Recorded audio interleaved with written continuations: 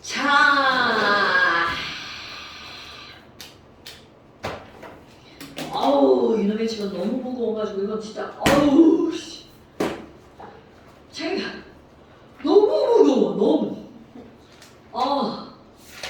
자 질문 한번 해볼까요? 니네들이 질문할 만한 문제가 없어요? 31쪽에 4번. 31쪽에 4번이요. 자, 4번 한번 볼까요? 4번을 보면 지금 여기서는 이제 문제가 어떻게 문제로 나왔냐면 온도는 똑같아. 이거 되게 중요한 거죠? 온도는 똑같아. 이런 게 나왔고요. 그 다음에 P1에서 질량이 똑같은 Ag인데 A와 B 두 가지가 나온 거야. 그런데 그 A와 B 두 가지가 나왔는데 하나는 온도가 안 똑같네. 온도가 T1이고요. 그 다음에 부피가 나왔어. 그런 상태에서 첫 번째 그래프는 P1이라고 하는 압력이 동일하고 질량도 동일하네. 에이그 여러분 그럼 봐라. 질량이 동일한 서로 다른 두 기체 A와 B 이렇게 물었어. 그럼 이거 뭐를 묻겠다는 의도가 막 들어있는 거야. 분자량. 질량이 똑같은데 뭐야 A와 B가 달라? 분자량. 그럼 분자량 공식을 생각해봐. 자, 분자량은 질량이 들어갔죠. P 곱하기 V분의 스몰 WRT 이렇게 들어가죠. 그리고 여기서 그래프 하나 이렇게 됐고요. 그래프 하나 이렇게 됐단 말이야. 이거는 A고 이거는 B야. 그러면 여기 뭐 이런 거 당연히 너무 중요하지만 우리 여기를 한번 볼까요? 0도씨. 어머 에휴 그럼 지금 여기서 우리 질량 똑같아.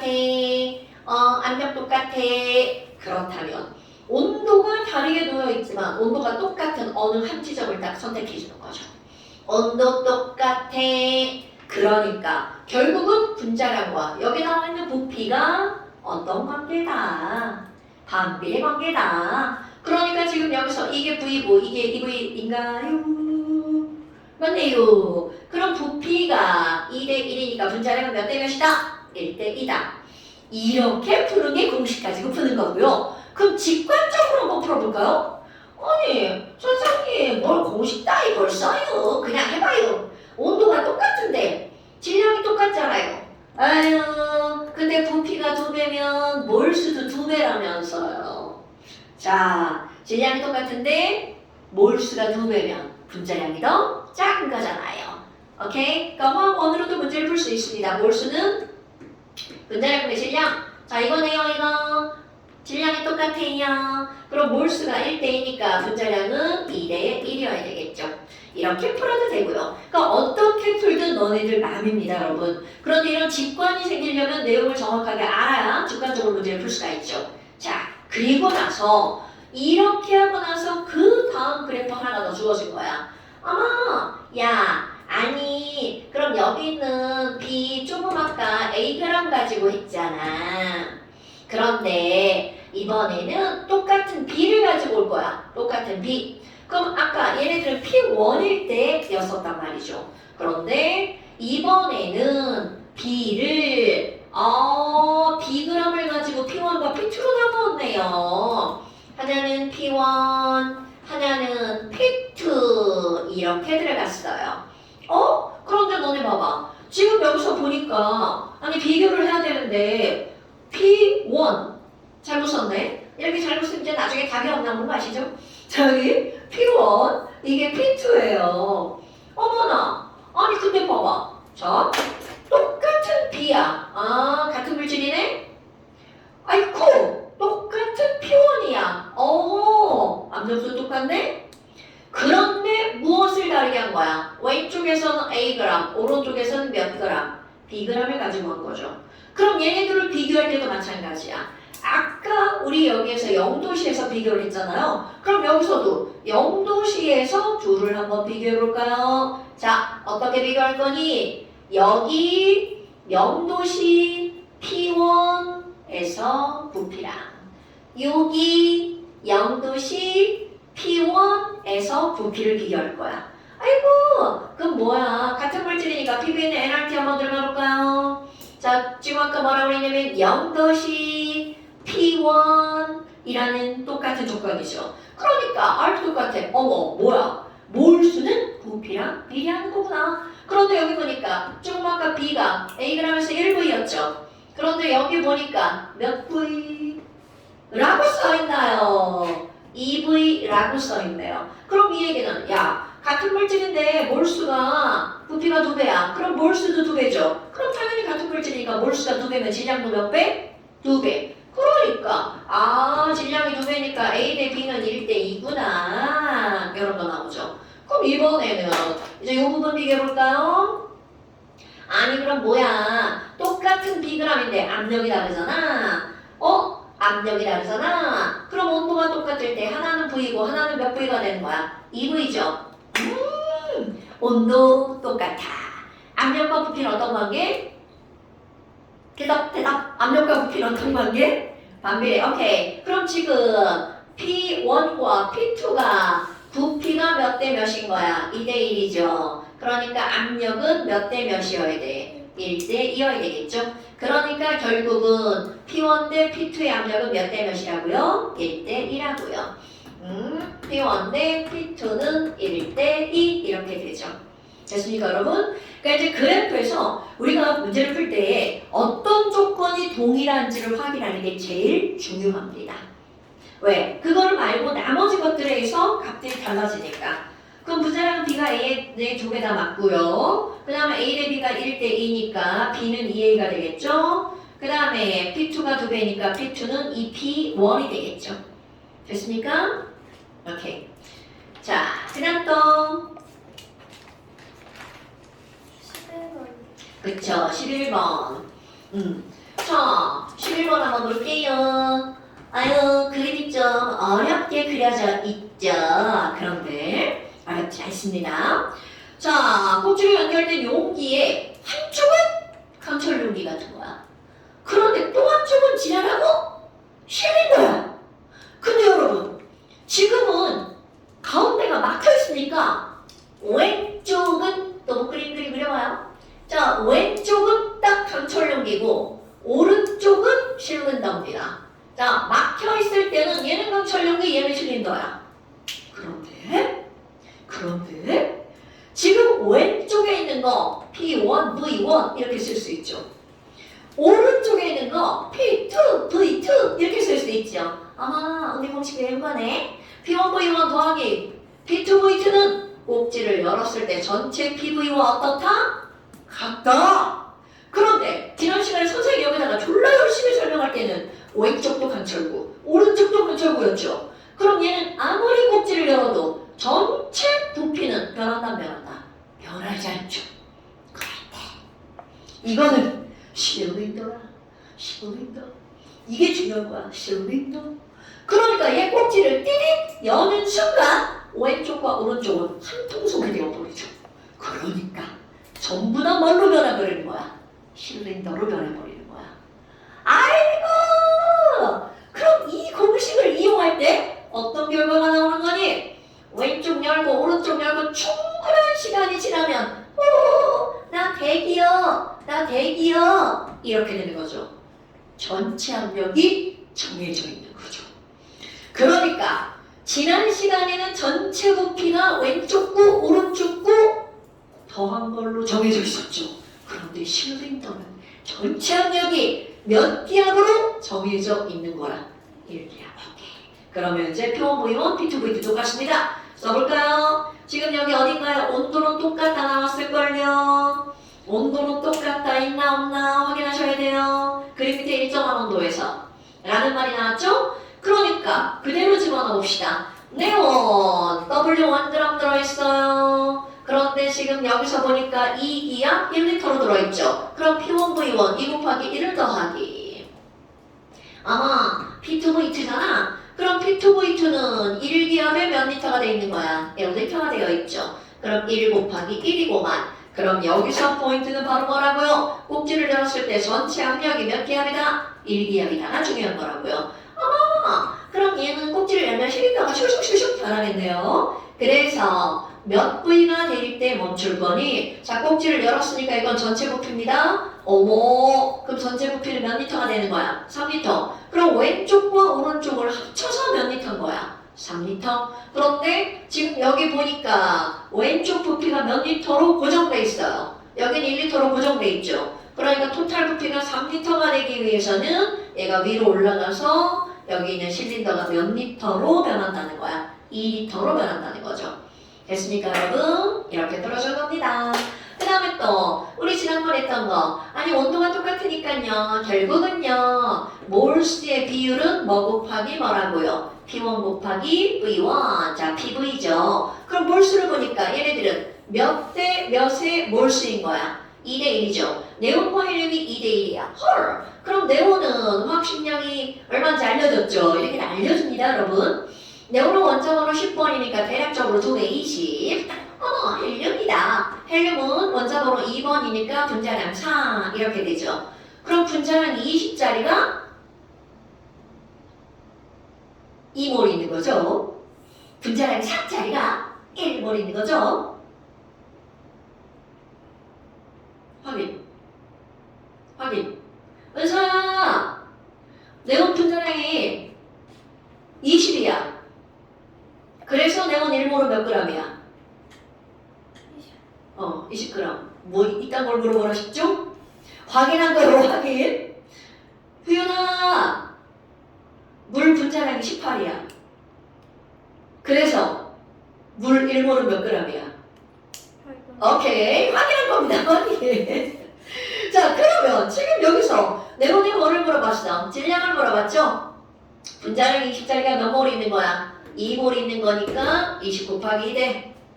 여기 분자량이 4짜리가 1몰이 있는 거니까 4 곱하기 1이죠. 그러니까 얘네들은 몇 대 몇이라는 거야? 10대 1이라는 거죠. 아우, 내가 진짜 오늘 옷을 이걸 입고 가가지고 진짜. 내가 원래 수업할 때는 맨날 면티 입어야 되는데. 왜 이런 건 않고. 이 옆 생각만 있으면 그래도 괜찮은데. 진짜 오늘 왜 이런 옷을 입고 가지고 진짜. 맨날 입고 오던 데 입고 왔어야 되는데. 자, 됐죠? 그래서 지금 이렇게 만들어주는 거야. 그러면 W1과 W2가 어머 맞네 10배. 그럼 W1은 10W2죠. 그 다음에 실린더의 부피는 여러분 계산한 부피가 3리터잖아요. 그러니까 실린더의 부피는 2리터.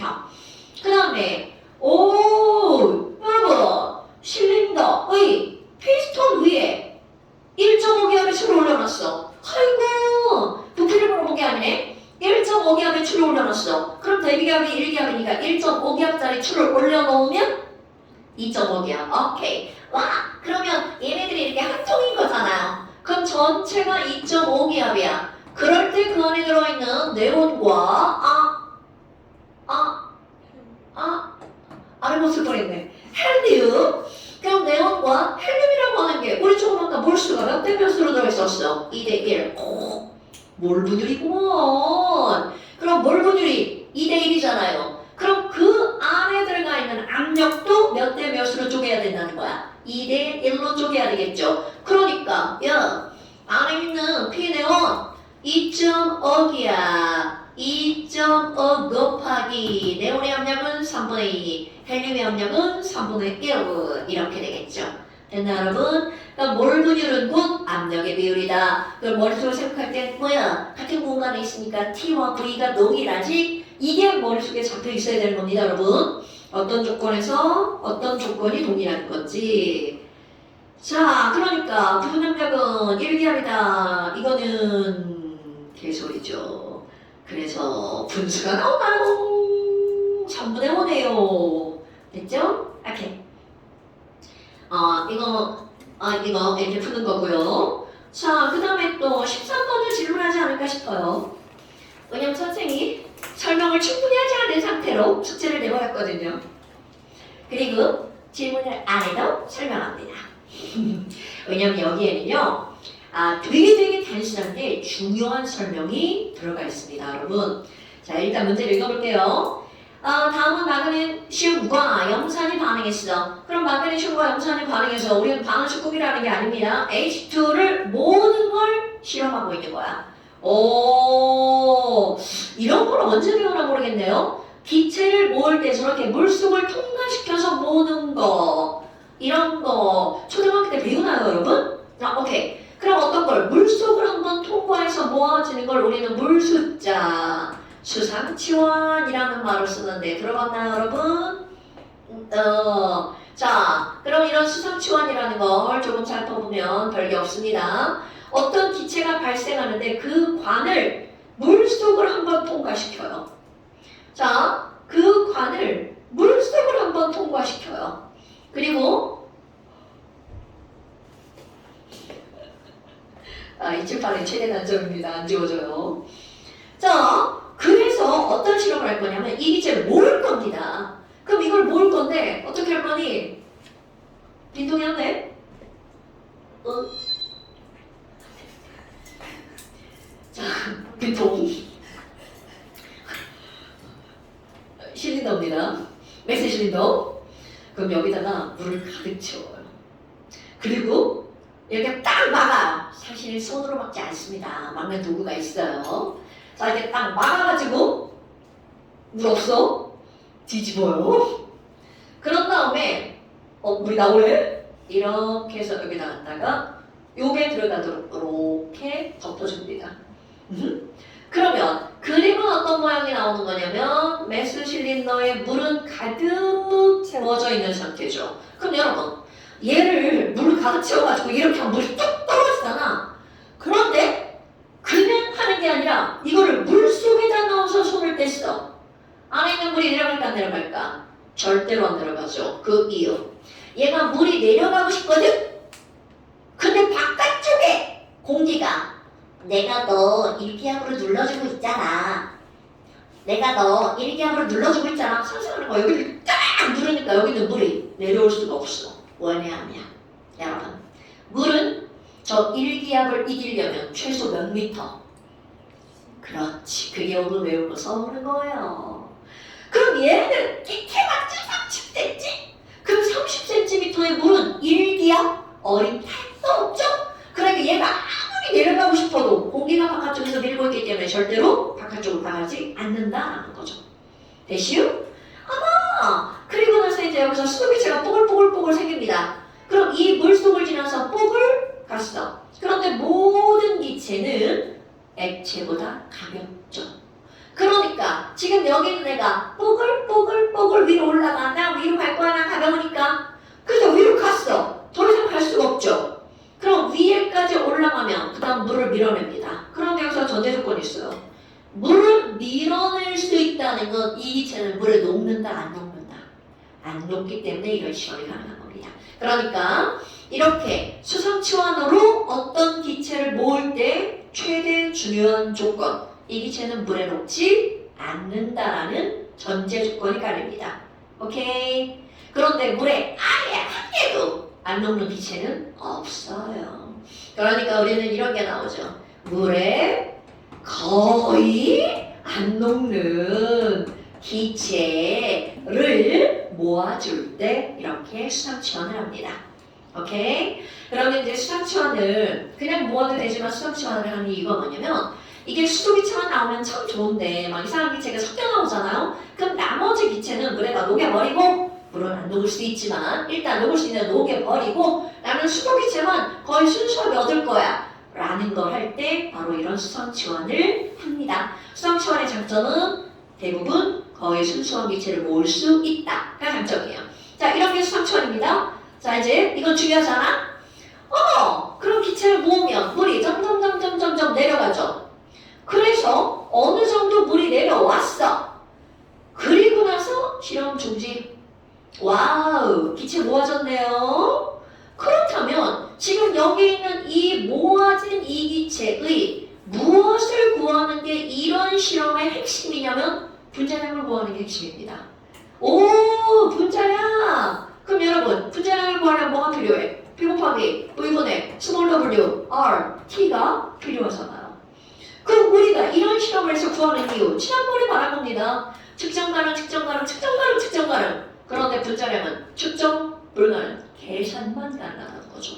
오, 그럼 측정해야 되는 거 여기 모인 기체의 질량 측정해야 되겠죠. 어떻게 해요? 문제입니다. 그래서 간접적으로 이쪽에서 됩니다. 실험 전 이쪽의 총질량, 실험 후 이쪽의 총질량, 질량 보존 법칙을 이용해서 간접적으로 재는 거죠. 그러니까 왼쪽의 질량의 차이만큼 기체가 빠져나가서 여기에 모였어라는 전제가 깔리겠죠. 됐습니까? 근데 사실은 여기 다 못 모여요. 왜? 줄에도 남아있거든요. 그러니까 실험에 오차를 줄이려면 줄은 되도록 얇고 짧게. 이건 나중에 이제 실험할 때 그런 게 나옵니다. 왜 오차가 생겼니? 네 생각을 써봐. 이런 게 이제 시험 보고서 쓰는 가장 기본적인 겁니다. 아하, 그렇다면 지금 질량 모았어? 그 다음에 온도 잴 거야? 그럼 여기다가 온도계가 넣고 재지 않습니다. 우리 모든 세상에 열평형. 그럼 바깥의 온도가 10도면 내부도 10도라고 가정을 하죠. 그게 틀릴지언정 그렇게 가정을 하는 겁니다. 어허, 그럼 실험실의 온도를 잽니다. 그래서 이 안의 온도라고 하겠죠? 그 다음에 부피를 잴 겁니다. 그리고 압력을 잴 거죠. 자, 여기서 이제 압력을 잴 때 굉장히 중요한 요것 때문에 설명하는 겁니다. 근데 선생님, 내부 압력 어떻게 해요? 사실 이게 실험실에서 막 정교한 실험을 요하는 기계잖아? 안에 압력계 달려 있습니다. 그런데 우리는 그런 시험 문제는 안 나오죠. 우리가 압력을 직접 재는 과정이 나옵니다. 그럼 어떻게 될 거니? 아니, 여기 압력을 도대체 어떻게 될 거니? 지난 시간에 보이러 법칙할 때 한 거. 양쪽의 수은기둥의 높이가 똑같으면 왼쪽 위의 압력과 오른쪽 위의 압력이 어떻다고요? 같다라고요. 그거를 이용할 겁니다. 선생님, 바깥쪽은 일기압인데요. 여기랑 높이가 다르잖아요. 어떻게 할 거예요? 자, 맞춰야죠. 당연히 맞춰야죠. 그런데 바깥쪽이 더 낮아. 그러니까 물을 준비합니다. 그럼 물을 준비해서 바깥쪽에다가 팍 부으면 안 되겠죠? 여기 스포이트 같은 걸로 떨어뜨리는 거예요. 떨어뜨려서 여기다 물을 넣어요. 그러면 여기 물 조금 들어가겠죠? 좀 들어가겠죠? 자, 이렇게 해서 왼쪽과 오른쪽의 높이를, 여기 안팎의 높이를 같이 만들 거야. 그런데 상상해봐. 아니, 물을 내가 초록색만큼 이만큼 넣었어. 초록색만큼 넣었어. 그래서 그림상 실제 아닙니다. 여기랑 똑같이 만들 수 있냐? 절대로 그렇지 않죠. 이건 지난번 수능 설명을 다 똑같은 거야. 요만큼의 물을 집어넣으면 이만큼의 물이 들어가서 원래 있던 물의 수면위를 눌러버리죠. 당연히 이쪽도 마찬가지야. 그럼 누르면 눌렸어. 그리고 물이 이 안쪽으로 밀려 들어가죠. 그런데 여기는 막혀있죠. 그럼 안쪽은 이 초록색만큼 올라가는 게 아니라 안쪽은 막혀있으니까 지금 바깥쪽은 많이. 그러니까 이들은 언젠가는 안팎의 수면의 높이가 어떻게 될까요? 같아진다는 거죠. 굉장히 중요한 실험이지만 중요하게 취급하지 않습니다. 사실 실제로 실험할 때는 아까 얘기한 것처럼 엄청 중요한 거예요. 그래서 여하튼 수면의 안팎의 높이를 같게 만들었다. 그럼 바깥쪽이 1기압이니까 안쪽의 토탈 기압도 몇 기압이라고요? 1기압이라는 건 당연하죠?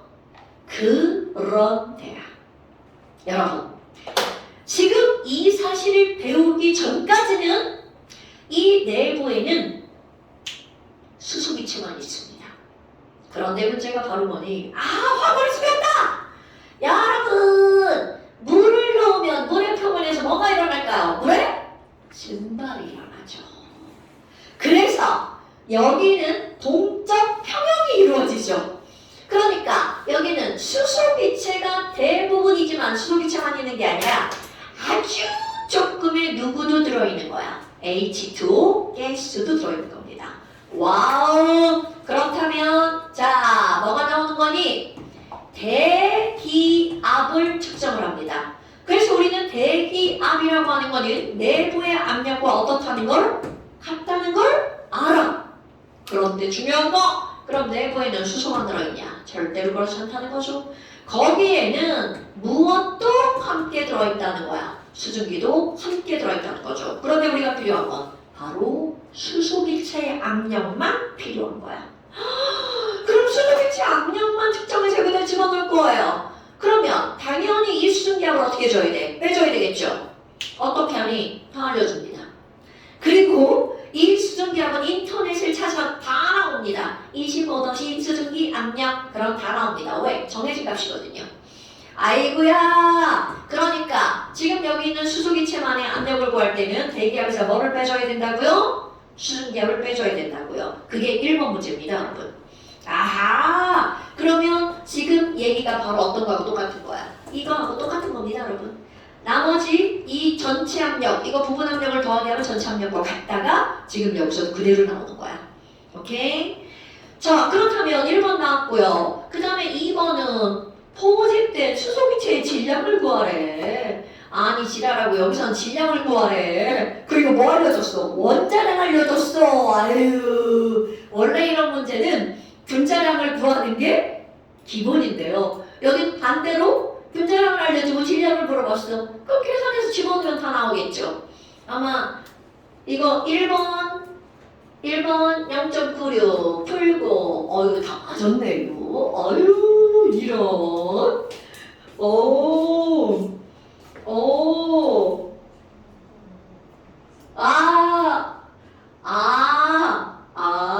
문제를 다 못 풀었다고?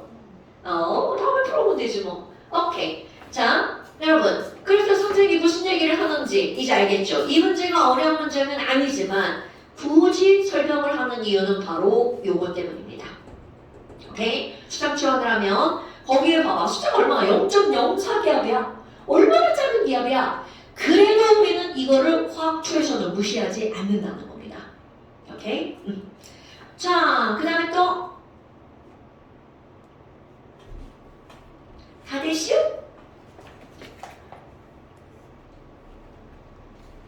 자, 은수야 15번 풀었어요? 15번. 미안해. 15번. 그 뒤에 15번. 잘 풀었슈?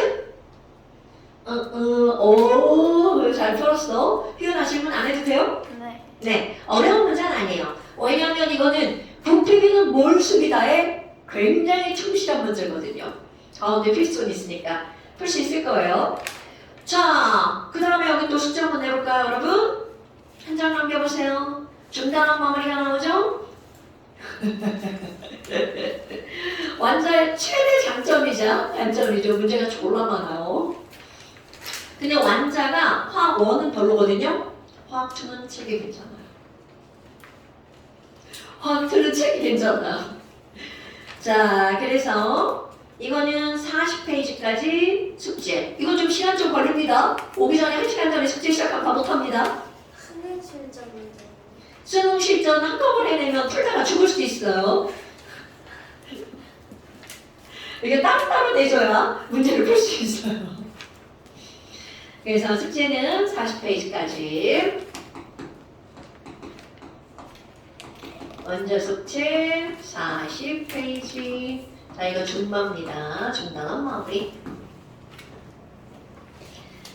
자, 그 다음에 이제 그 다음 단어를 한번 볼까요? 뭐가 나오나? 지민이 추우면 얘기하세요. 아직 괜찮아요. 네. 네, 이런 거 또 있어요. 자, 그 다음에 이제 6페이지는 패스. 어디 갈 거니? 7페이지는 한 거고요. 8페이지 한번 보세요.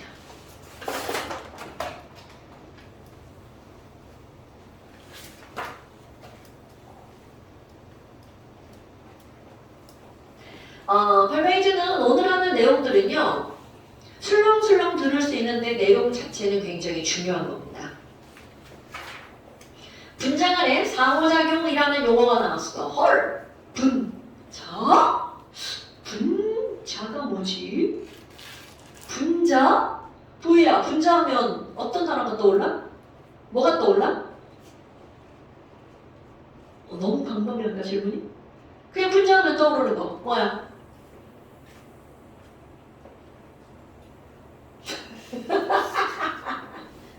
희은아, 분자하면 뭐가 떠올라? 뭐든 있을 텐데? 떠오르는 게 없어? 지민아, 분자하면 뭐가 떠올라? 비금속. 굿.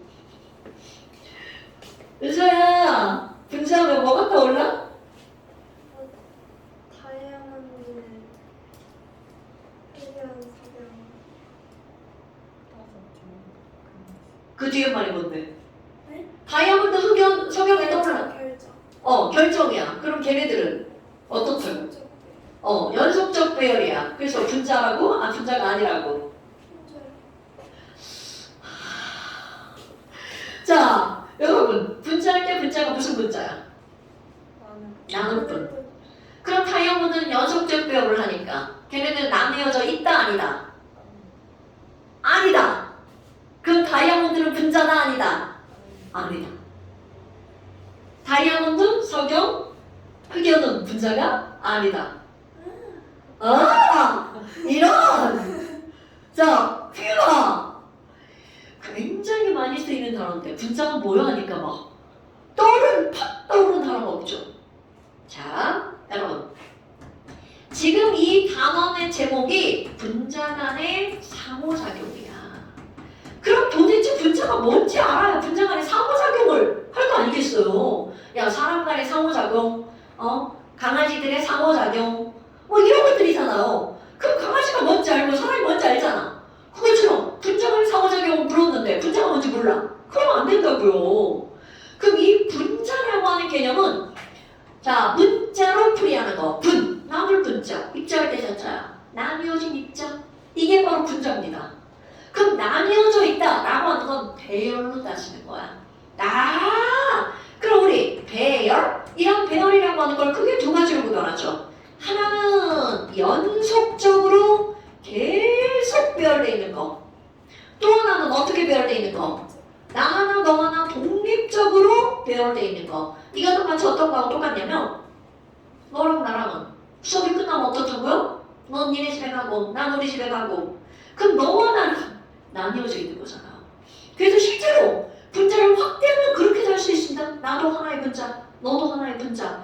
그래서 책을 보다 보면 사람 하나하나를 어떤 말을 쓰냐면 개체 분자.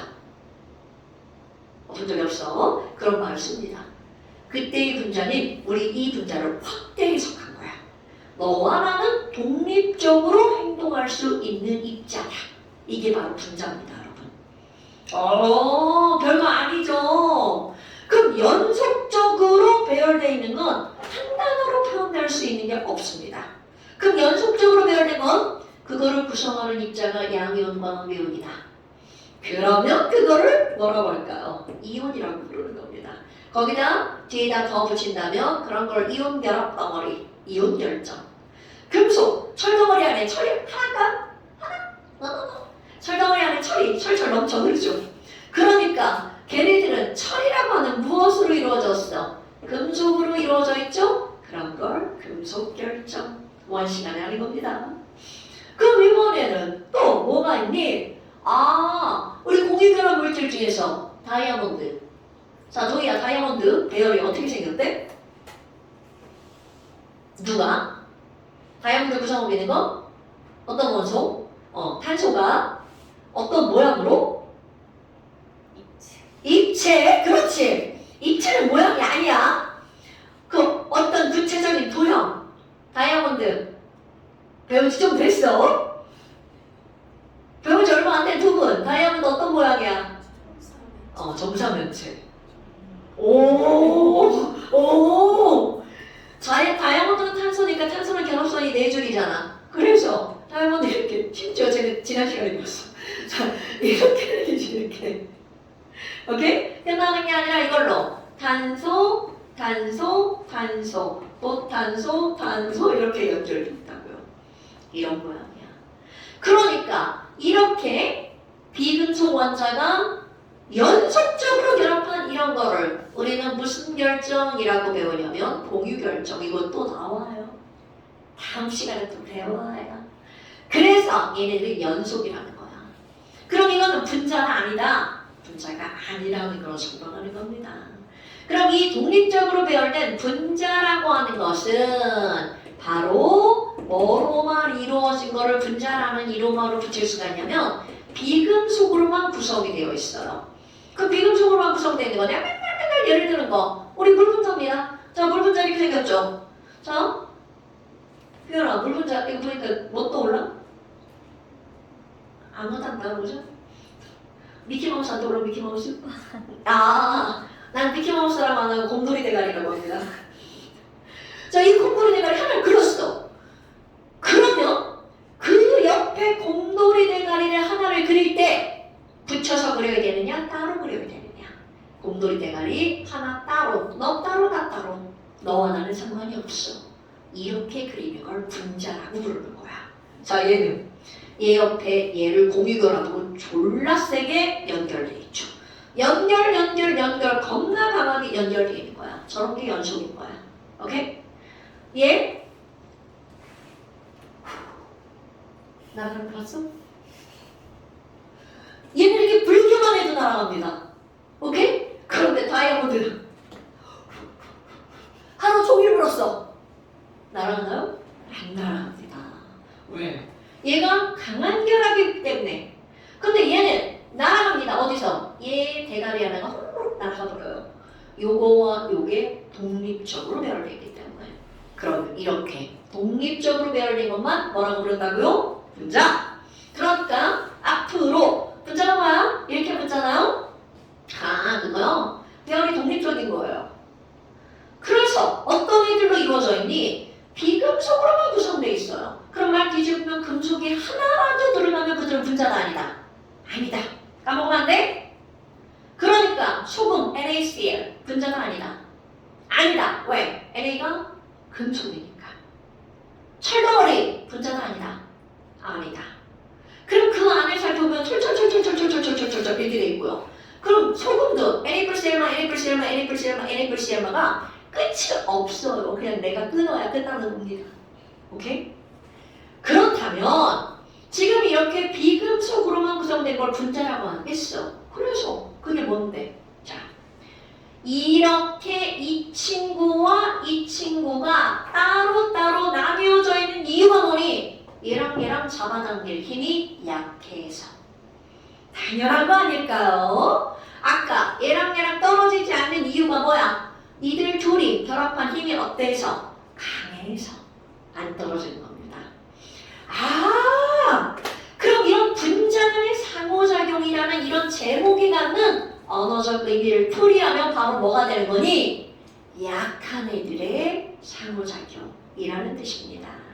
오케이? 그러니까 분자 간의 상호작용이라고 하는 것은 당연히 분자 간의 인력인데 이 분자 간의 인력이라는 말에 그 속에는 이들은 어떤 힘이라는 게 들어가 있는 거야? 약한 힘이야. 우리는 이제 약한 힘을 배우겠다는 뜻입니다.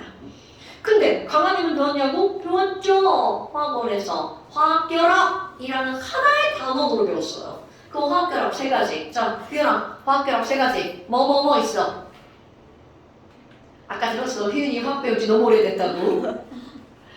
화학결합 세 가지. 금금, 비비, 금비 이렇게 결합한 걸로. 자, 금속끼리 결합한 건 금속결합. 비금속끼리만 결합한 걸 공유결합. 손가락이 굳어서 잘 안 펴지네. 금속과 비금속이 결합한 걸 이온결합. 어서 들어본 거 같죠? 이런 거 까먹으면 안 돼. 이런 게 기본이거든. 그러니까 화학결합에서 배운 금속, 이온, 공유결합이 강한 결합인 거야. 공유결합이고 졸라 강하죠. 강한 겁니다. 그런 게 아니라 이제 분자라고 하는 약한 힘에 대해서 배울 거야. 지금 이게 제목이 시사하는 바입니다, 여러분. 오케이? 우리 너네 모든 것들의 가장 중요한 것을 제목으로 뽑는 거 아시죠? 제목이 제일 중요한 거예요. 근데 그 제목이 의미하는 게 뭔지 몰라. 그러면 안 된다는 거죠. 분자 간의 상호작용. 이 단어는 분자라고 하는 입자, 독립적으로 떨어져 있는 입자들의 약한 힘에 대해서 배울 거야. 자, 그럼 그 약한 힘을 이제 어떻게 나눠 볼 거니? 분자라고 하는 걸 우리는 크게 극성분자와 목성분자 두 가지로 구별하죠. 그러니까 너무나 당연하게 극성분자와 무극성분자니까 그들의 힘도 이렇게 나누는 거야.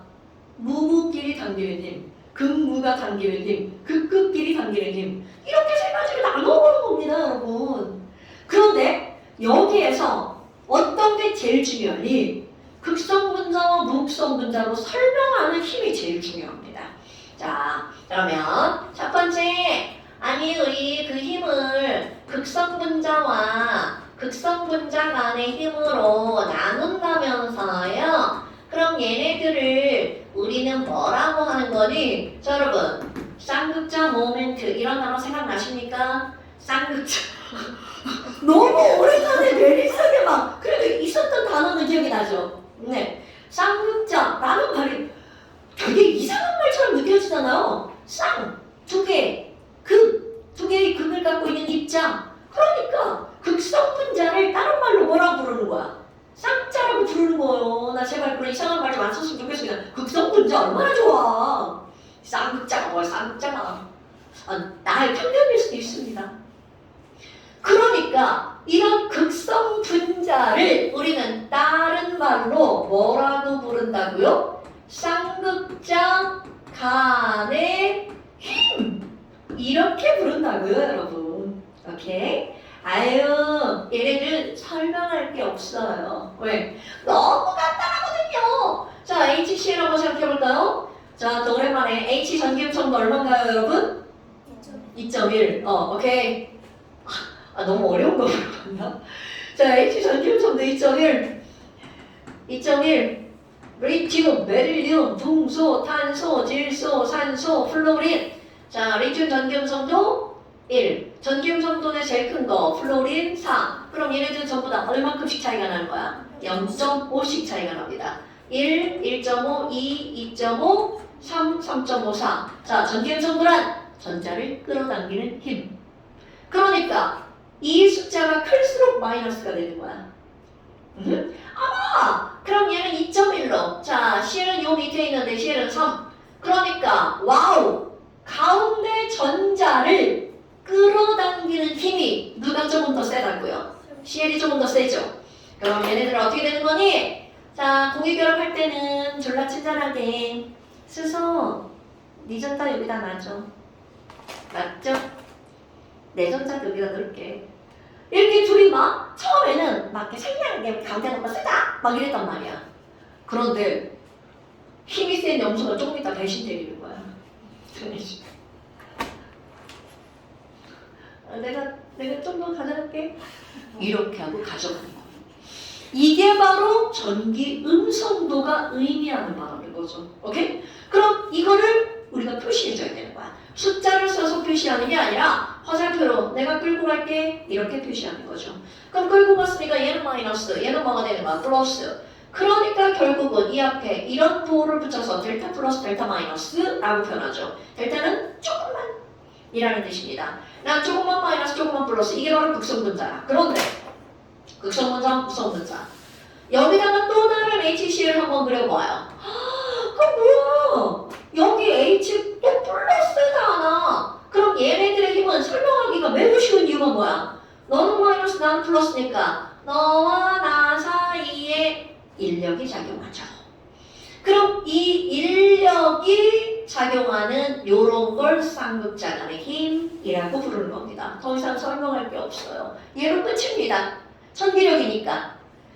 그러면 두 번째 어떤 게 나오는 거니? 극성분자와 무극성분자는 어떻게 설명할 거니? 라는 거죠. 극성분자랑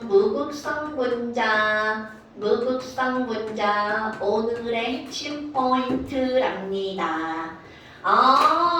아니 무극성분자 한번 그림 그려볼까? 나는 여기다가 네온 그려봐야지. 네온은 원자번호 10번. 그 네온이라고 하는 건 K껍질의 전자가 하나, 둘 있고요. L껍질의 전자가 몇 개가 있나요? 대답을 안 해주는 거예요? 자, 8개가 있죠. 그러면 상상 전자는 이렇게 멈춰있는 게 아니라 그 안에서 막 이렇게 막 움직이고 있죠? 자, 10개의 전자가 막 이렇게 막 모르게 막 움직이고 있는 거예요. 상상해야 돼요. 그런데 그 옆에 극성분자인 HCl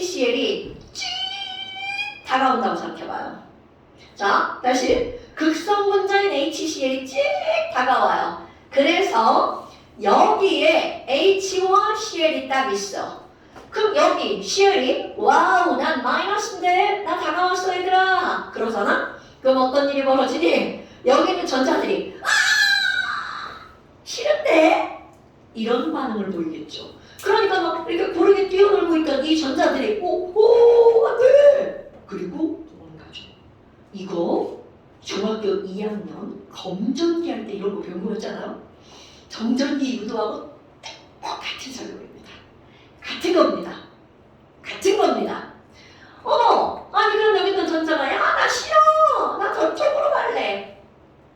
나도! 그럼 얘네들이 갈 수 있는 가장 멀리 나도 가야지! 이렇게 가버립니다. 전자 한쪽으로 쏠려버리네요. 그럼 이걸 반대해봐. 물론 당연히 분자 전체적으로 중성합니다. 그런데 분자의 부분을 따져보면 왼쪽은 전자가 부족하죠. 오른쪽은 전자가 남아돌죠. 와우! 지금 어떤 일이 벌어졌죠? 전자가 이동을 했죠. 그래서 분명히 고르게 놀고 있던 전자가 한쪽으로 쏠리니까 쏠림을 당한 쪽은 마이너스, 사라진 쪽은 플러스로 변하게 되죠. 원래는 아니었는데 이 말이 중요한 거야. 원래는 무극성이었는데 전자가 이동을 하면서 뭐를 띠게 되었죠? 전기를 띠게 되었죠. 원래부터 전기를 띈 게 아니라 전자가 이동을 해서 전기를 띠게 되었죠가 중요한 거야.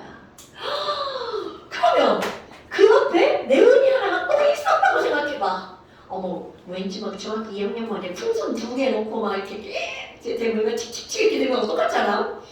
그럼 여기 네온을 또 놨어. 그럼 여기 놀고 있던 10개들 중 얘가 다가오니까 뭐라 그래? 와, 나도 싫어! 저쪽으로 가버리죠. 그러니까 이쪽도 또 플러스, 이쪽은 또 마이너스 이렇게 되는 거죠. 그러니까 봐봐. 처음엔 네온이 전기를 안 띄었는데 얘가 다가오게 되면서 이렇게 가니까 하나는 마, 하나는 뿔. 이리 와. 이렇게 되는 거죠. 그럼 여기도 마찬가지. 얘 이렇게 됐죠. 하나는 마, 하나는 뿔. 이리 와. 붙자. 이런 인력이 생기는 거야. 와우. 자, 그렇다면 전자가 한쪽으로 생겨서 전하를 띠게 되었죠? 전하를 띠니까 그 전하를 띠게 된 입자끼리 뭐가 생기는 거야? 이리 와 라고 하는 인력이 생겼죠. 자, 이거 다 이해되죠 여러분? 여기다가 이제 용어를 집어넣을 거라는 거야. 자, 지금 얘가 다가오면서 전자가 한쪽으로 이동해버렸죠. 전자가 한쪽으로 쏠리는 현상. 이런 걸 우리는 뭐라고 부를 거니? 1번. 전자가 한쪽으로 쏠리는 현상을 치우칠 편자, 편극이라고 부를 겁니다. 말 되죠? 나의 사랑이 휴약해 치우쳤어. 이런 걸 뭐라 그래? 편해 라고 하잖아요. 오케이? 그러니까 이건 극이 치우친 거야. 그런데 극이 치우친 이유가 바로 뭐라고요? 전자가 한쪽으로 쏠려버렸기 때문이죠. 그럼 왜 쏠렸어? 이렇게 쏠렸죠. 근데 사실은요, 전자가 쏠리는 이유는 얘가 없어도 쏠려요. 왜? 전자는 가만히 있는 애가 아니라 막 움직이잖아. 그 움직이면 어떻게 거기는 10개 연애가 탁탁탁탁 똑같이 움직여요. 어쩌다 보면 전자는 한쪽은 조금 부족하고 한쪽은 많아지는 그런 사태가 벌어지죠. 그러니까 실제로 이 전자가 한쪽으로 쏠리는 편극이라는 현상은 항상 일어나는 겁니다, 여러분. 그래서 편극을 설명할 때 뭐라고 하냐면 거기 써 있어요. 어느 순간에 이렇게 나옵니다. 그럼 어떤 이유가 있어서가 아니라 얘네들은 어느 순간에 사실은 항상입니다, 여러분. 어느 순간에 전자가 한쪽으로 쏠리는 현상, 이거를 가지고 우리는 뭐라고 얘기를 하는 거냐면 편극이라고 부르는 겁니다. 오케이? 그랬더니 와우! 전화를 안 띄웠었는데 지금 여기 있는 이 친구가 전화를 띄게 되었죠? 자, 아까 극성분자를 우리는 뭐라고 부른다고 그랬어요? 쌍극자라고 부른다고 그랬죠? 어머, 전화를 띄웠네? 그럼 교수님 쌍극자인가요? 당연하죠. 그런데 처음부터 쌍극자가 아니라 이런 원인에 의해서 쌍극자가 된 거죠. 그래서 얘네들을 뭐라고 부르는 거니? 자, 아까 물리셨던 말. 정전기 유도되었다라는 뜻입니다. 그럼 얘도 뭐라고 할 거니? 말이 되게 많아요. 유도 쌍극자 이런 말 씁니다. 또 유도되었다라는 말을 우리는 또 다른 말로 없었는데 새로 생겼어. 유발 쌍극자 라는 말로 씁니다. 다 나오는 말이에요, 여러분. 근데 니네 교육과정에 어떤 단어를 또 쓰냐? 이런 단어를 또 씁니다. 야, 아니 이건 어느 순간에 이렇게 막 이렇게 왔다 갔다 하면서 생기는 거잖아. 그러면 순간적으로 이쪽에만 했다가 이쪽에만 했다가 이렇게 되는 거잖아. 그래서 이런 거를 어떤 쌍극자라고도 부르냐면 순간 쌍극자라고 부릅니다. 다 같은 말이에요. 이게 어떤 선생님은 순간 쌍극자, 어떤 선생님은 유도 쌍극자, 어떤 선생님은 유발 쌍극자. 왜냐면 교육과정이 바뀌면서 자꾸 단어가 바뀌어가지고 지랄 같은 게 이게 다 하나만입니다. 오케이? 영어는 하나야. 너네 다 아는 단어 induced 이렇게 들어갑니다. 이거를 이렇게 불렀다 이렇게 부르는 거예요. induced, diaper, moment 뭐 이런 거 씁니다. 아, 그렇다면 이렇게 됐구나. 그러면 그들 간의 인력이 이렇게 생겼죠. 뭐야? 그럼 그 인력을 부르는 말이 있겠죠. 자, 처음부터 극성분자였던 친구들끼리 당길 때는 그거를 우리가 뭐라고 부르는 거냐면 쌍극자간의 인력, 쌍극자간의 힘이라고 부릅니다. 그러면 얘네들은 순간 쌍극자 또는 유도 쌍극자 간의 인력이 슝 생길 수 있겠죠. 이렇게 전자의 편극에 의해서 생긴 인력을 부르는 이름이 있습니다. 이런 걸 우리는 뭐라고 부르냐면 분산력이라고 불러요. 자, 오늘의 포인트가 요 세 단어입니다. 분산력. 아, 네, 분산력. 전자가 이렇게 막 한쪽으로 이렇게 가잖아, 움직이잖아요.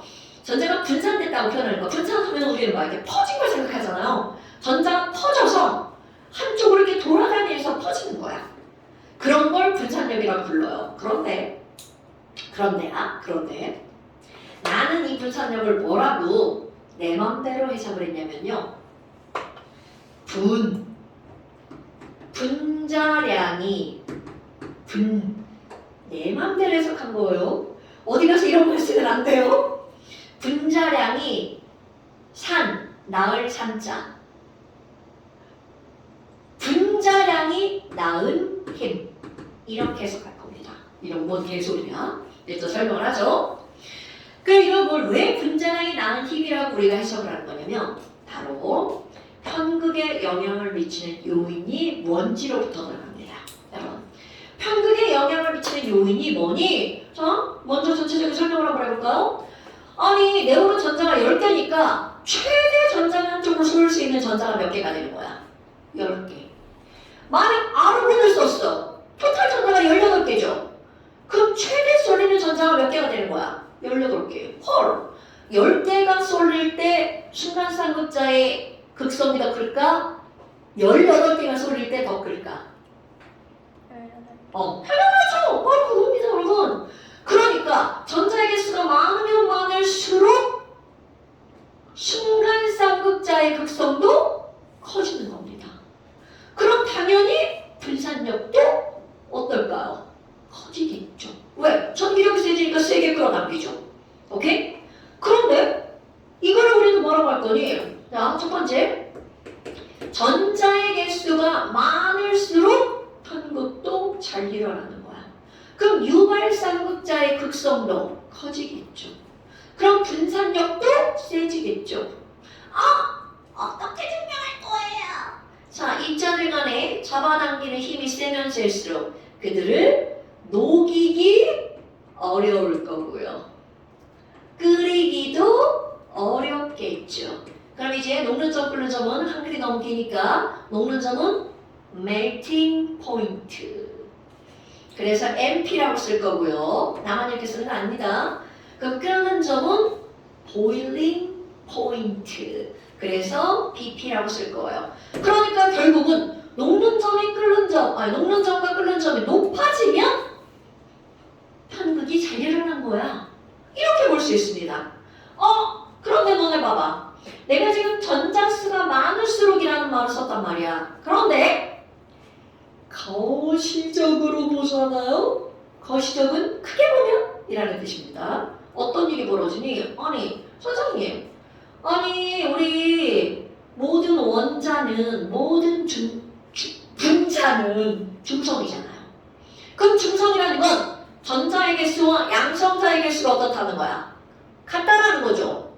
뭐야? 그럼 양성자가 많아지면 덩달아 중성자의 개수도 많아지잖아요. 그러니까 전자의 개수가 많다는 건 양성자와 중성자가 많은 거니까 분자량도 어떤 걸까요? 커지는 거겠죠. 오케이? 그러니까 전자 개수가 많다라는 말을 거시적으로 표현하면 분자량이 클수록 이렇게 들어갑니다. 그러니까 분자량이 클수록 분산력도 세지는 거구나. 그래서 내가 뭐라고 하는 거야? 분자량이 낳은 힘이라고 쓰는 겁니다. 오케이? 그래? 그러면 진짜 그런가요? 자, 여러분 이런 걸 한번 해볼까요? H2 EX야, EX. H2 분자량 얼마예요? 2. N2는 분자량이 얼마인가요? 7번이니까 원자량은 14고 분자량은 28. O2는 얼마인가요? 32. 오케이. 그럼 얘네들은 보이ling 포인트가 얼마인데요? 자, 수소는 마이너스 253도십니다. 나 외우라고 합니다. 수소는 마이너스 253도. 그 어떤 시험에도 수소가 흐르는 점이 몇 도냐고 묻지 않아요. 나만 외우라고 하는 겁니다. 자, 수소는 마이너스 253도. 질소기체는 분자량이 많이 커졌네. 그럼 분산력도 많이 크겠네. 끓는 점 마이너스 196도. 많이 높아졌네. 그럼 얘는 분자량 조금 커졌다. 그러니까 편극도 조금 더 많이 일어나고 분산력도 조금 더 크겠죠. 그럼 산소기체에 끓는 질소기체보다 조금 높아집니다. 마이너스 183도. 그러니까 지금 여기에서는 분자량이 커질수록 끓는 점도 어떻게 된다는 거야? 높아진다는 거죠. 하나 더 해볼까? CL2. CL2는 원자량 39.5. 두 개니까 71. 얘는 끓는 점이 많이 높아집니다. 마이너스 34도까지 높아집니다. 와, 많이 높아졌네. 그러니까 이 말이 그대로 들어가는 거죠. 됐습니까, 여러분? 근데 지금 선생님이 예를 들 때 애들의 생김새가 다 어떤 걸 가지고 예를 들었어요? 다 똑같은 걸 가지고 예를 들었죠. 그러면 2번 이런 겁니다. 왜 생김새가 똑같은 걸 가지고 예를 들었니? 생김새가 달라지면 또 뭔가 다릅니다는 뜻입니다. 그럼 도대체 뭐가 관련 있니? 예를 한번 들어볼까요? 야답은 C4, 자 C1, C2, C3, C4 그리스어로 하나면 그리스어의 1 뭐죠? 메테인. 그렇지. 메타. CH4 메테인. 둘이면 뭐죠? 에테인. 셋이면 뭐죠? 프로페인. 네 개면 뭔가요? 뷰테인. 괜히 나하고 합을 안 해가지고 이거 뭐 개소리지 할 것 같지만 이거 다 했을 그래요. 자 그래 중요하지 않아요. 지금 하나도 중요하지 않아요. 자 그렇다면 내가 바로 이거를 이해할 거야. 뷰테인 C4H10이야. 그럼 C4H10의 구조를 한번 그려볼까요? C가 결합선이 많으니까 C 하나, C 두 개, C 세 개, C 네 개. H 결합선 4개 여기다 붙이죠? 하나, 둘, 셋, 넷, 다섯, 여섯, 일곱, 여덟, 아홉, 열. 뷰테인 요 딱으로 생겼습니다. 그런데 꼭 요렇게만 할 수 있나요? C 하나, C 두 개, C 세 개. 아니 네 번째 걸 세 번째다 붙이지 말고 여기다 붙이면 안 되나요? 그럼 C를 한 번 그리게 되는데 얘는 한 번 그리게 돼야 안 돼? 안 되죠. H 붙여볼까요? 하나, 둘, 셋, 넷, 다섯, 여섯, 일곱, 여덟, 아홉, 열. 어머? 얘도 C가 4개, H가 10개네요. 그럼 이 얘기는 무슨 얘기냐면 똑같은 분자식을 가지고 있는 놈의 구조가 다른 놈이 있다는 거죠. 오케이? 그럼 이렇게 구조가 다르잖아? 그럼 얘네들이 같은 거냐고요? 완전 다른 겁니다. 성질 자체가 완전 달라요. 그래서 얘네들을 뭐라고 부르냐면 성질이 다른 놈이다. 성질 다를 이자 이 성질체라고 부르지만 무의미합니다. 얘네 교육 과정에서는 사라졌어요. 나중에 이제 뭔가를 들여다 보면 나옵니다. 왜냐면 쓸 단어가 그거니까 이 성질체야. 그럼 이 성질체는 별게 없어요. 구조만 다르다. 식은 똑같은데 마치 동명이인과 같은 얘기입니다, 여러분. 그렇다면 얘네들을 뭐라고 부르냐면 노멀, 정상적인 평범한 노멀한 뷰테인이라고 부르고요. 얘는 이름 중요하지 않아. 그냥 얘기하는 거야. 그냥 이렇게 할 수 없으니까 아이소뷰테인이라고 부릅니다. 아이소는 원래는 같다라는 뜻입니다. 영어로 하면 EQUAL equal 그리스어로 아이소, 아이소톱, 동위원소, 같은 거, 아이소. 자, 몰라도 돼? 중요하지 않아. 어머, 아니 선생님. 근데 얘는 길다랗게 생겼는데 너네가 동실하게 생겼네요. 그렇다면 여기는 얘는 분자량 당연히 똑같아요. 58. 분자량 58. 전자 개수도 똑같아요. 왜냐면 당연히 C3, H8이니까. 그런데 이들 모양에 따라 나머지가 다 똑같지만 모양이 다르죠. 만약 이들이 같은 성질을 갖고 있잖아? 끓는 점도 어때야 될까요? 같아야 되죠. 그런데 끓는 점이 다릅니다. 이들의 끓는 점은 노멀한 뷰테인은 끓는 점이 얼마냐면 마이너스 아는 사람 있나? 없어요. 괜찮아요. 0.5도. 당연히 이건 외우라고 안 합니다. 아까 이건 외우라고 합니다.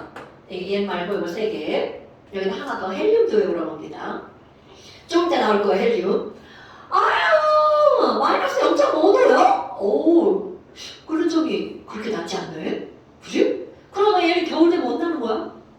얼어서 기체가 액체로 변하는 게요? 얼음이 아니라 액체로 변하는 게요? 그럼 얘는 몇 도냐면 마이너스 11.5도야. 얼마 차이 안 나네. 얼마 차이 안 나죠? 그런데 중요한 건 다르다가 중요한 거야. 아니 얘가 더 끓는 점이 높네? 도대체 왜? 이렇게 나오는 거야. 이게 바로 편극에 영향을 미치는 두 번째 요인입니다. 그럼 얘하고 엄청나게 중요한 차이점 뭐냐면 얘는 길다랗게 생겼고요. 얘는 둥그렇게 생겼다는 게 차이점입니다. 근데 길다랗고 둥그렇다의 차이점이 뭐냐면 분명히 얘들 다 편극 일어날 겁니다. 그런데 이렇게 길어. 그럼 여기 있던 전자가 나 저쪽부터 가야지. 여기까지 갔어. 그럼 저쪽도 너무 멀어. 그럼 다시 전자가 돌아가기가 쉽다 어렵다? 어렵다. 즉 무슨 얘기냐면 얘는 편극이 유지가 됩니다. 그런데 얘를 봐봐. 둥글둥글하죠. 여기 있던 전자가 저기로 가면 여기로 가기도 쉽고 저기로 가기도 쉽고 애가 둥글수록 편극이 잘 안 일어난다는 뜻이에요. 그럼 이 둥글수록이라고 하는 걸 수학적 표현을 바꿔볼까요? 자, 같은 같은 부피를 가지고 있는 여러 가지 도형들 중에서 표면적이 제일 작은 도형이 뭘까요? 구입니다. 즉, 이런 걸 표현할 때 내가 지금 둥글수록 길수록 이렇게 표현했잖아요. 정식명식 표면적입니다. 그러니까 이들의 표면적이 클수록 뭐가 잘 일어나는 거니? 편극이 잘 일어납니다. 그러니까 내가 여기다 뭐라고 쓸 거냐면 표면적 이렇게 쓸 겁니다. 그런데 표면적이라고 하는 것을 우리는 뭐 할수록 길수록이라는 뜻입니다, 여러분. 길수록 뭐가 잘 일어난다고요? 편극이 잘 일어난다고요. 오케이? 와! 그래? 그럼 또 다른 예 한번 들어봐요. 뭐가 있나요? 자, 다른 예 한번 들어볼까요? 헬리움. 자, 헬리움. 아까 내가 뭐라고 그랬냐면 이걸 설명할 때 거시적이라는 표현을 썼잖아요. 거시적은 넓게 보면 그냥 분자량으로 봐도 돼. 그런데 사실은 이거는 계속 전자의 편극이잖아. 그럼 이거를 정확하게 설명하려면 미시적, 정확하게 설명할 때는 뭘로 따져야 된다는 거야? 전자로 따지는 겁니다. 그러면 왜 이거는 거시적, 크게 따질 때만 되니? 바로 여기에서 헬륨과 수소를 비교할 거예요.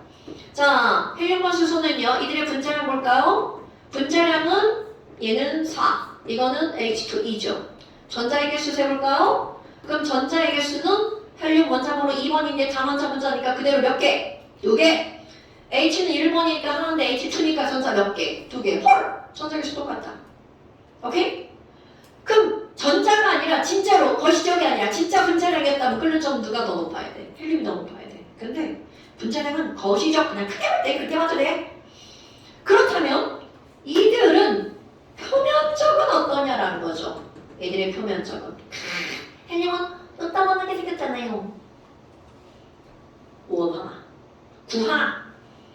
수소는 동그란 거 2개 붙었잖아요. 이렇게 생겼죠. 그러니까 이거는 길다란 거, 이거는 땡고랑게 되어버리는 거야. 뭔 얘기인지 알겠죠? 그러니까 결국은 표면적은 누가 더 크다? 얘가 더 크다. 그러니까 편극도 어디에서 더 잘 일어난다? 여기서 잘 일어난다. 그러니까 분산력도 누가 더 크다? 이거 쓸 칸이 없네? 얘가 더 크다. 어찌게 알아요? 그걸 증명하는 게 뭐예요? 그들의 녹는 점과 끓는 점. 아, 이들의 끓는 점도 한글로 쓰고 있네. 아이 진짜. 자, 이들의 끓는 점. 수소기체는 아까 마이너스 253도였죠. 헬륨의 끓는 점 외울 겁니다. 마이너스 269도. 코딱지만큼 차이 났대요. 네, 코딱지만큼 차이 나죠. 그래도 차이가 나는 원인을 우리는 표면적으로 찾는다는 게 중요한 거야. 그러니까 처음에 설명할 때 되게 쉽게 설명했는데 나중에 할 때 막 용어들이 졸라 나오죠.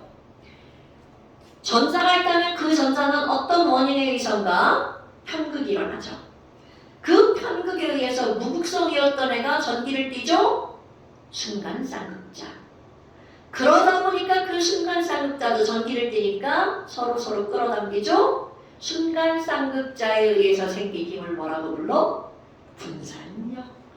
오케이? 전자가 많을수록 편극이 잘 일어나죠? 전자가 많을수록 그러니까 결국 분산력이 크죠. 전자가 많을수록 끓는 점이 높다는 거죠. 됐습니까, 여러분? 그럼 뭐야? 얘네들의 끓는 점은 수소가 더 높네? 왜? 분산력이 더 커서. 그럼 왜 분산력이 더 큰데? 표면적이 커서. 그러니까 결국은 편극에 영향을 미치는 건 전자와 바로 뭐라는 거야? 표면적. 그럼 이제 다시 지난번에 얘기했던 물리로 돌아볼까요? 여러분, 물리에서 이상기체에 가장 가까운 기체를 누구라고 하냐면 헬륨이라고 부릅니다. 그 이유.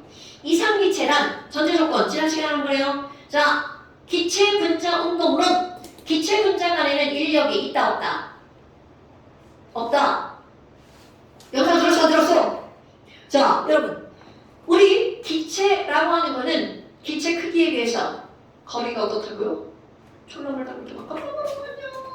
여기 깜깜거려. 그럼 뭐니까 기체 분자 간에는 힘이 작용하지 않는다. 분자 간에 작용하는 힘을 무시한다. 그래서 인력과 반발력이 없다. 그래서 그들은 에너지에 영향을 주지 않는다. 오케이? 어머! 아니 그럼 뭐야? 얘네들은 여기는 너무 구석탱이 들었네. 헬륨은 분자량도 작은 데다가 전자가 작죠? 거기다가 둥글둥글하니까 분산력이 매우 작아. 그러니까 우리가 알고 있는 실존하는 기체 중에 분산력, 분자간의 인력이 제일 조금인 기체가 바로 누구라는 거야? 헬륨. 오케이? 이상기체에 가장 가까운 기체가 뭐라고요? 헬륨. 그 이유 1번 분자량이 작아서 전자개수가 작아서죠. 두 번째 이유 동그랗게 생겨서 이런 걸 다른 말로 뭐라 그래? 단원자 분자. 동그랗게 생겨서 단원자 분자. 까먹으면 안 돼. 엄청 중요한 거야. 이 파트 물리화학이랑 연결되는 단원입니다. 됐어요? 아 이런 게 분산력이구나. 됐슈? 자 여러분 사실 내용 자체는 그렇게 어려운 게 아닌데 새로운 용어들이 너무 많이 나옵니다. 그래서 이거는 자꾸 들어서 익히셔야 돼요. 빠른 속도로 한 두 번쯤 들으면 어려운 내용이었거든요. 그럴 때 다 이해될 겁니다. 됐죠? 오케이. 자 그다음에 이제 이런 걸 설명을 했어. 아니 그럼 뭐야? 극성분자와 무극성분자 간에는 이렇게 설명했죠. 그럼 세 번째 무극성분자와 무극성분자 간에는 어떻게 설명할 거니? 똑같아요. 내가 이제 설명을 쉽게 하려면 처음에 얘가 다가가서 쏠렸다고 했잖아. 근데 사실 쏠리는 이유는 어떻게? 어느 순간에 항상. 그러니까 이 말은 무슨 말이냐면 전자를 갖고 있는 모든 입자들에게는 편극이 있을 수밖에 없다는 뜻입니다, 여러분. 오케이? 됐슈? 그러면 너네 봐. 자, 확장 위로 올라갈까? 선생님, 그럼 HCl은 극성분자간의 인력 있잖아요. 여기는 분산력 없나요? 있어요, 여러분. 여기도 전자들이 이렇게 멈춰있는 게 아니라 움직여다 있잖아요. 그러니까 극성분자간에는 극성분자간의 인력도 있고 무슨力도 있다? 분산력도 있다. 근데 무극성분자에는 오로지 뭐밖에 없다? 분산력밖에 없다. 됐나요? 자, 그럼 이제 첫 번째, 두 번째 무극성과 무극성은 여기서 설명한 걸로 똑같아. 끝. 어느 순간에 편극이 일어났어요. 자, 그럼 세 번째 수, 결, 합이라는 게 나옵니다. 잠깐 쉬었다 합시다. 나는 뭘? 쉬는 시간이 오래죠.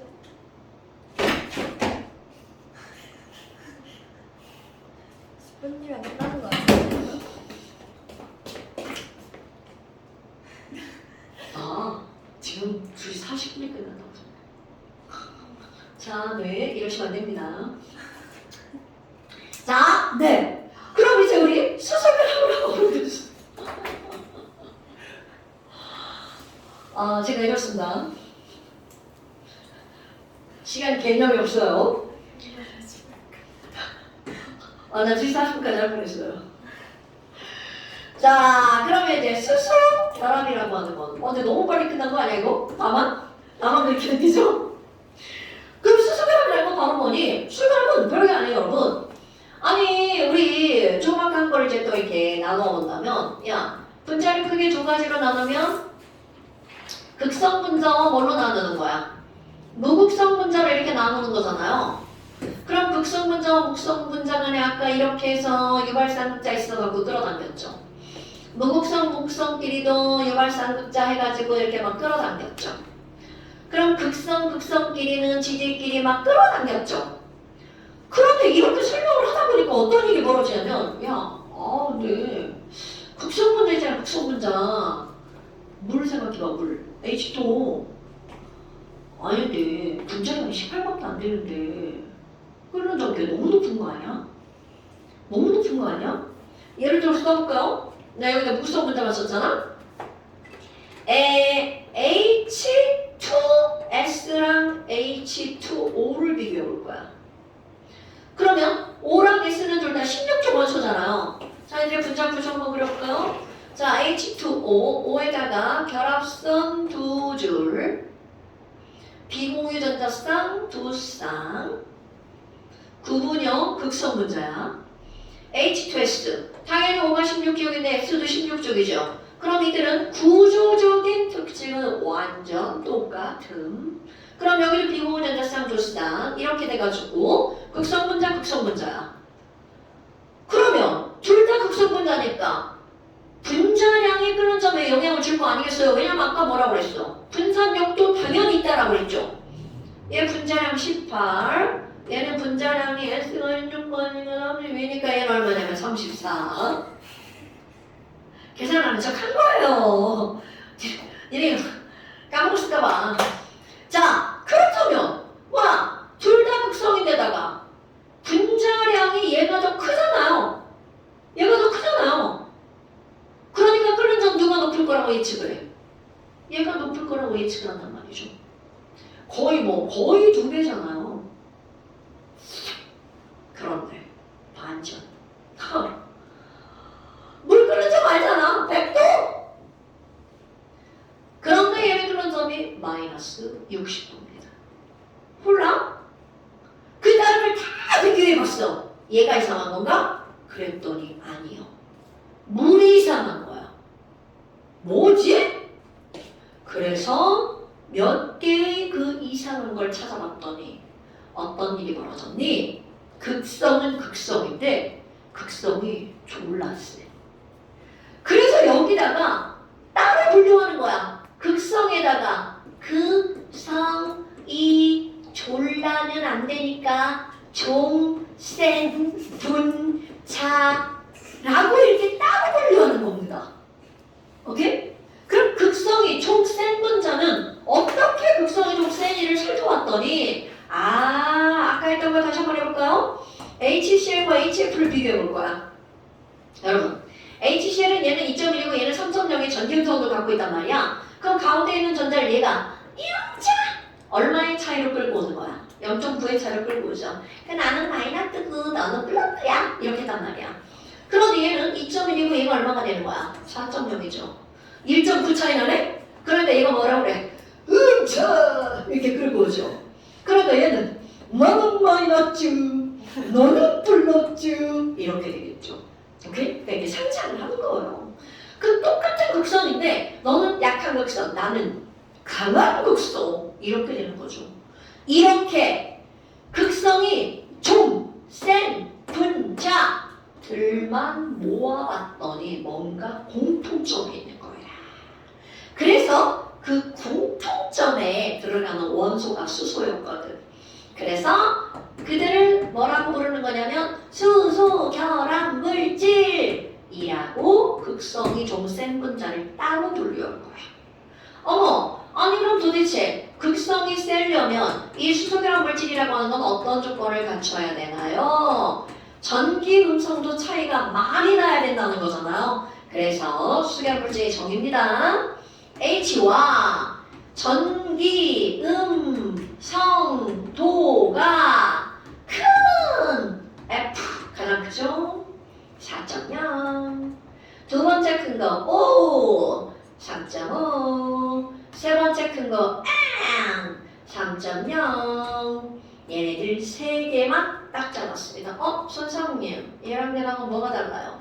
원래는 사실은 n이 더 큰 겁니다. 근데 우리가 외우기 좋은 숫자로 반올림하고 그래서 얘도 3.0, 쟤도 3.0이 된 거야. 근데 얘가 더 큰 겁니다. FON 3개. 아니 H와 전기음성도 큰 FON이 공유 결합한 물질. 이거를 우리는 뭐라고 부르는 거냐면 수소 결합 물질. 예를 들어볼까? H와 F가 결합한 거 HF. H와 O가 결합한 거 H2O. H와 N이 결합한 거 NH3. 그럼 얘네들만 있는 거 아닙니다. 이거는 이거밖에 없어요. H랑 F밖에. 그럼 여기 있는 얘네들은 바로 뭐니?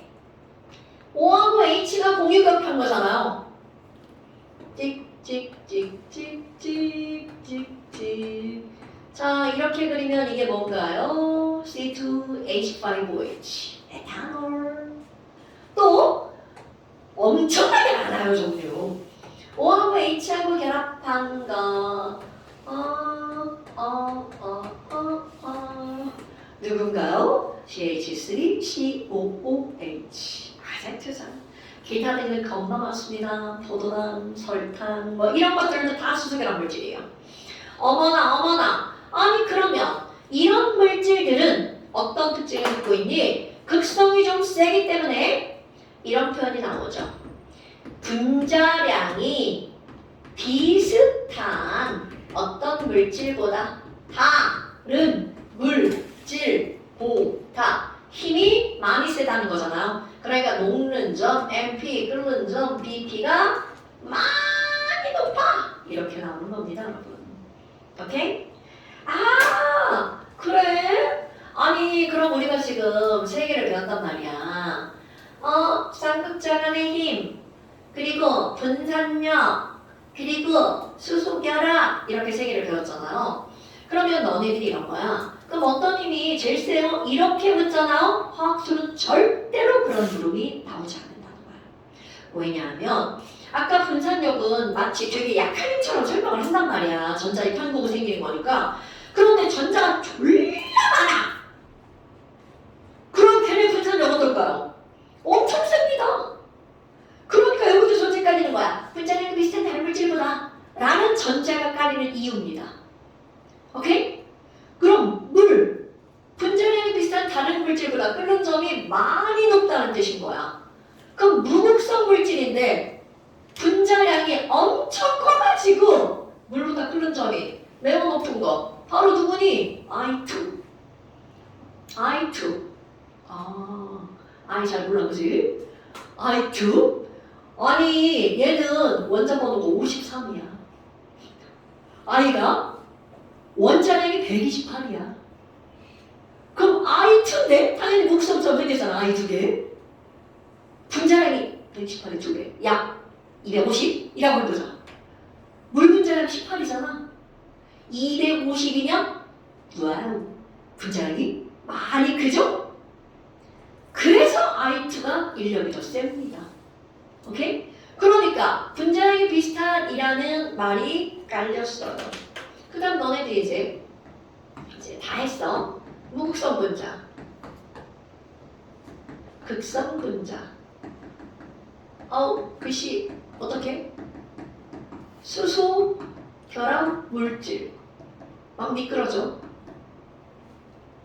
그렇다면 지금 여기서 우리는요. 야, 분산력 그리고 쌍극자 간의 힘 그리고 수소결합 이런 게 있어. 자, 여러분 분산력은 무극성 분자에만 있는 게 아니라 전자를 가지고 있는 모든 물질에 다 있는 거죠. 쌍극자 간의 힘 당연히 여긴 없죠. 무극성 분자니까. 그런데 당연히 극성 분자에는 다 있는 거죠. 그러면 수소결합? 어렵겠다 없지. 그러면 수소결합 물질이 이렇게 있는 거죠. 그러니까 분자량이 비슷하면 얘네들은 누구의 끓는 점이 가장 높을 수밖에 없다는 거야. 수소결합 물질의 끓는 점이 가장 높을 수밖에 없다는 거죠. 오케이? 그럼 이제 예를 들어서 이런 걸 한번 비교해 볼게요. 우리 17쪽. 자, 17쪽을 원자과 전자가 7개인데 17쪽의 이름이 뭔가요? 자, 18쪽은 비활성 기체예요. 17쪽은 뭔가요? 1쪽은 알칼리 금속이에요. 17쪽은 뭔가요? 할로제. 자, 여러분 기억의 저편에 수소 박혀 있는 애들 다 끄집어 오셔야 됩니다. 물론 확실히 그런 시험들은 안 나오지만 다 아셔야 되겠죠? 할로젠 수소화합물 상태를 봅시다. 그럼 할로젠의 수소화합물은 그래프를 이렇게 그려볼까요? 이쪽이 할로젠 수소화합물. 그것의 끓는 점. 이 주기에는 F가 있으니까 수소화합물 HF. 3주기에는 CL 있으니까 HCl. 4주기에는 BR 있으니까 HBr. 5주기에는 I가 있으니까 HI. 와! 그럼 여러분, 얘네들의 분자량 누가 제일 커요? 당연히 2, 3, 4, 5주기로 갈수록 커지겠죠? 많이 차이가 나죠? 그러면 이들의 극성은 누가 제일 커요? 그럼 전기음성도 차이와 관계가 있다고 했죠? 여기는 1.9 차이죠? HCl은 이게 3이니까 0.9 차이 나죠? BR은 2.8 2.5 닭가봉사 왜 여러 한 적이 없나? 괜찮아? 자 그럼 이거는 2.1하고 2.5니까 얼마 차이가 나? 0.7 차이 나죠. 여기는 0.4 차이 나죠. 자, 빼기 하면 시간이 걸리네요. 그렇다면 뭐야? 아니 0.4, 0.7, 0.9잖아. 상당한데? 그죠? 상당한데? 상당한데? 그럼 극성은 이렇게 차이 나잖아요. 그러면 과연 그런 점은 해석하는 거야. 절대로 너네들한테 외우라고 하지 않습니다. 해석하는 거야. 그럼 이들 중에 그런 점을 제일 높은 거는 뭐게? 이렇게 나오잖아요. 제일 높은 거. 끓는 점 얘는 이만큼입니다. 그리고 얘는 얼만큼이니? 요만큼이고요. 얘는 요만큼이고요. 얘는 요만큼입니다. 뭐야? 왜 이래요? 누가 제일 높아? HF. 그럼 해서 왜 높아? 이렇게 묻잖아요? 그럼 뭐라고 답해야 돼요?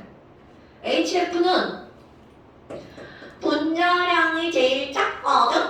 그런데 무슨 결합 물질이야? 수소 결합 물질이네. 그러니까 HF가 다른 물질들에 비해서 이렇게 끓는 점이 높은 이유는 왜 그러니? 수소 결합 물질이니까 그래. 수소 결합 물질이니까 그래. 근데 나머지 봐봐. 쟤 빼고. 아니 끓는 점이 이렇게 순서가 이렇게 벌어졌죠? 그러면 극성보다 누구의 영향을 더 많이 받은 거야?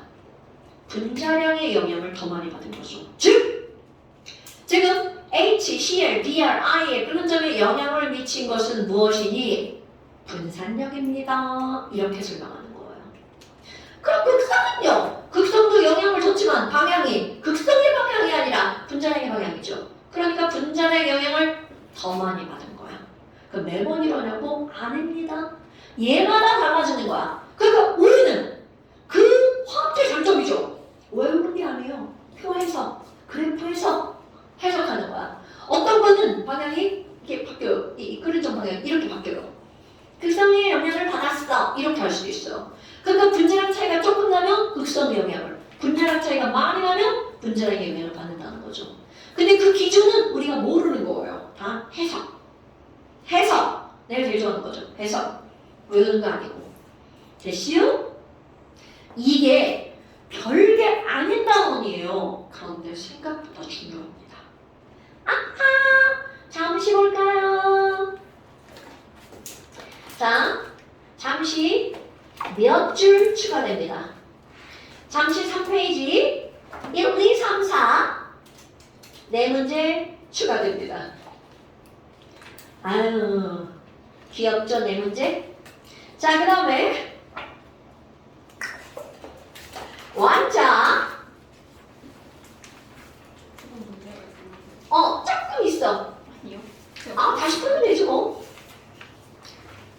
자, 완자 50페이지부터 맨 문제가 이렇게 안 되네요. 53페이지까지. 50부터 50부터 53페이지까지. 기억이 안 나요. 기억이 안 나? 내가 푸는 거. 내가 푼 건가? 그러니까 그냥 다시 풀면 돼요. 네. 여러분, 항상 복습이 제일 중요합니다. 오케이? 복습. 자, 오늘 여기까지 고생하셨어요. 안녕히 가십시오. 아유, 저 전 다 했네요. 네, 오늘은 이 시간에 밥을 안 먹어도 되거든요.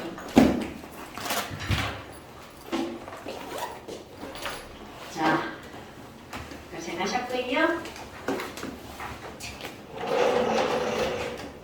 복습하셔야 됩니다, 여러분.